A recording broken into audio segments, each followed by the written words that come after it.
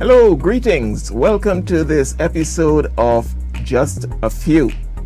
My name is Patrick Antoine, your host, as I respond to questions submitted to me.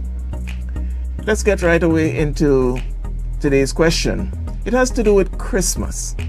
And the question, simply stated, is, should Christians celebrate Christmas? Now, let me preface my answer with a couple observations here. We live in a multicultural society here in Trinidad and in most Western cultures now, and there are many religious persuasions in most societies. One of my observances is that so-called Christian celebrations or observances are possibly the only ones of the religious celebrations in which alcohol, drunkenness, partying, and all types of acts of debauchery are part and parcel of it.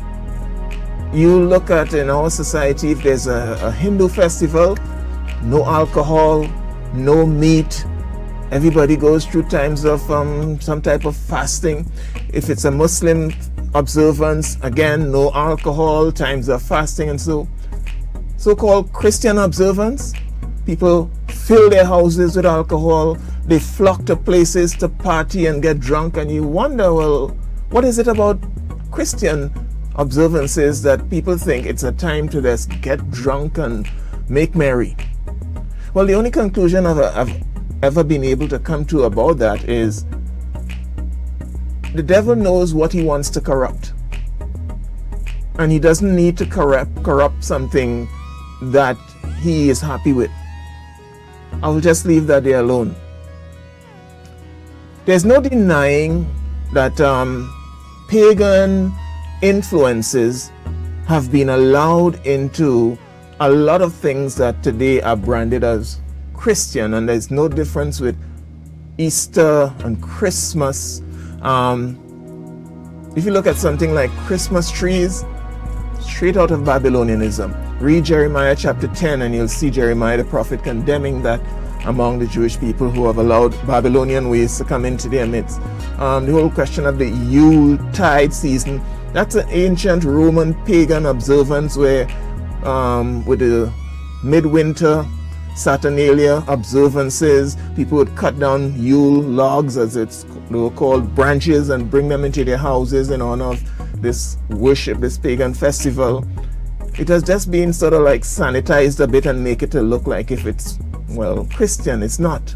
Even the nativity scenes at Christmas, you need to go back to ancient Assyrian and Babylonian religion and learn about Semiramis and so on, and the whole cult of Assyrian religions, and it has just been sanitized to make it look as if it has something to do with Mary, Joseph, and baby Jesus. No, that's part of the whole sanitizing of things to make it look Christian.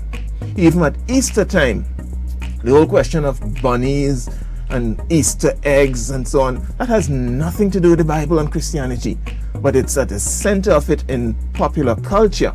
So a lot of pagan influences have crept in and been given a veneer of Christianity, supposedly, and we accept it as part of Christianity when they have nothing to do with Christianity, and in some cases they are very pagan.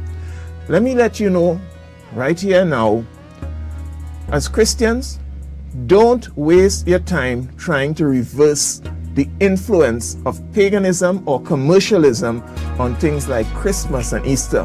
That's not going to happen.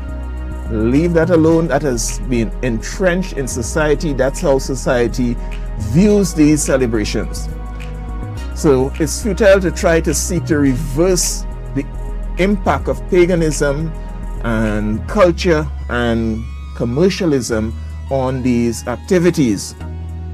Let me let you know that nothing is mentioned in the Bible about the exact date of Jesus' birth. The early Christians in the book of Acts did not celebrate the birth of Christ.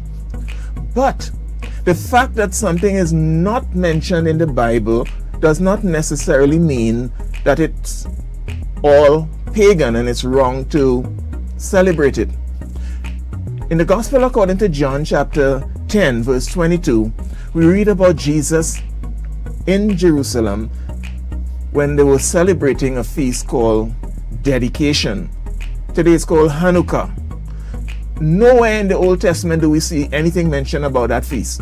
It is a non-Mosaic Jewish festival, but Jesus attended it because it was part of the Jewish history and culture and part of their, historical landscape. So that event originally took place about 175 BC when the Jews were miraculously delivered under the leadership of a family called the Maccabees, and the oil in the temple was preserved so that the lamps kept going. And you can read about the Feast of Hanukkah, but it's not a feast among the feasts that God told the Jews to observe. Why then was Jesus observing it? Someone could have told Jesus that's not a biblical feast. Well, no, Jesus knew that. But it doesn't have to be something clearly taught in the Bible for you to get involved. When it comes to the celebration of Christmas and even Easter, my advice to Christians is eat the meat, spit out the bone. You need to choose what you want to get involved in these observances and what you're going to stay away from, you're not going to participate in because it's too pagan. The whole idea, like I said, of Christmas trees and so on, when you look at the origin and you read Jeremiah 10, you will say, whoa, that's Babylonianism. But you may come by the Antoine family home and you may most likely see a Christmas tree there. And you say, Patrick, are you flip-flopping? No, the thing is, not because something has pagan origin means that everyone who involves in some aspect of it has pagan intentions. And you need to be very careful with that, because the reason why most of us put up Christmas trees today is because of the beautiful lights and the effects and the whole cultural setting, and you may not have anything to do with the origins of the Babylonian system. Fear enough. So you decide what you want to get involved in, keeping in mind that a lot of these things have nothing to do with the Bible. But nothing is wrong with celebrating some aspects of Christmas. And I am not one of those who's going to be trying to fight against history and the reality of the pagan influences by telling people don't celebrate Christmas and it's so pagan. Listen, like I said earlier, eat the meat, spit out the bone. You choose what you want to get beneficial from it. So I want to close by giving you 4 quick reasons why I think Christians should and churches should celebrate, depending on how you view the word celebrate, Christmas in some way. 1, it's a time when people are more open to the message of the gospel and the claims of the Bible than any other time in the year. Take advantage of that. 2, it's an opportunity to proclaim the biblical message of the incarnation. Do you believe that God came in the flesh in the person of Jesus Christ, whether in December, June, September?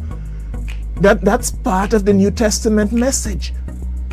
And at that time of the year, we have the opportunity to proclaim that message of the incarnation. So it's an opportunity to proclaim the biblical message of the incarnation, separating it from pagan myths and folklore. Let people know what the truth is about Jesus' birth. 3rd, it's a season for Christians to revisit and reaffirm the biblical truths about the identity and mission of the Messiah. We need the message of, whether you call it Christmas or the incarnation. And finally, it's a time for Christians to demonstrate the love of God in tangible ways when many are depressed or even suicidal. For decades I've been hearing, I don't know what the statistics are locally, that time of the year is a time when suicides increase, because a lot of people are depressed because their expectancy was so high, and then they end up empty. Loved ones who they thought would have been there at that time of the year with them are no longer there, and so on. And a lot of people turn to they attempt suicide and so out of a state of depression. This is an opportunity for Christians to minister the love of God to people who are hurting and in need in one way or the other. So it's up to you to decide what aspects of Christmas you want to celebrate and what you want to stay away from. Eat the meat, spit out the bones. Jesus celebrated a festival that's not in the Bible. He went to it in John chapter 10. You can celebrate it without getting into all that is involved in it. My name is Patrick Antoine. So that's my response to that question about celebrating Christmas. If you have a question and would like me to provide an answer to it, please use the email on the screen, send it off to me, and I'll try to respond as soon as I can. Until then,